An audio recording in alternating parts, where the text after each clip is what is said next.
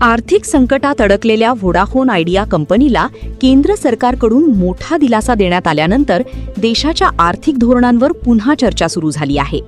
कंपनीवर असलेले तब्बल 36,950 कोटी रुपयांचे देणे सरकारने शेअर्समध्ये रूपांतरित केले असून त्यामुळे सरकारची कंपनीतील भागीदारी जवळपास 49% पोहोचली आहे. टेलिकॉम क्षेत्रात स्पर्धा कायम राहावी आणि कंपनी बंद पडू नये यासाठी हा निर्णय महत्त्वाचा मानला जात असला तरी यावरून अनेक प्रश्नही उपस्थित केले जात आहेत. व्होडाफोन आयडिया अनेक वर्षांपासून ग्राहक संख्या घटणे, कर्जाचा वाढता बोजा आणि 5G सारख्या आधुनिक तंत्रज्ञानासाठी निधी अभावी संघर्ष करत होती.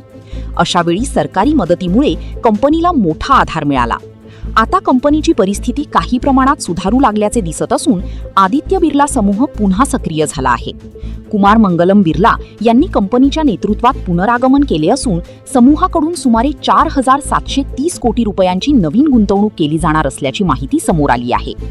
यामुळे जोखीम जनतेच्या पैशातून आणि नफा पुन्हा खासगी मालकांच्या हातात अशी टीका विरोधक आणि काही अर्थतज्ञांकडून केली जात आहे.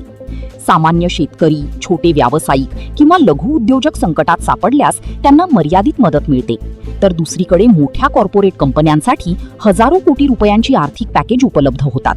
हा मुद्दा आता पुन्हा चर्चेत आला आहे. या संपूर्ण प्रकरणामुळे देशातील आर्थिक धोरणे, कॉर्पोरेट व्यवस्थेचे वाढते वर्चस्व आणि सामान्य नागरिकांच्या हिताचे प्रश्न पुन्हा ऐरणीवर आले आहेत. आर्थिक विकासासोबत सामाजिक संतुलन राखणे आणि सर्वसामान्यांच्या हितालाही समान प्राधान्य देणे गरजेचे असल्याची भावना अनेक स्तरांतून व्यक्त केली जात आहे.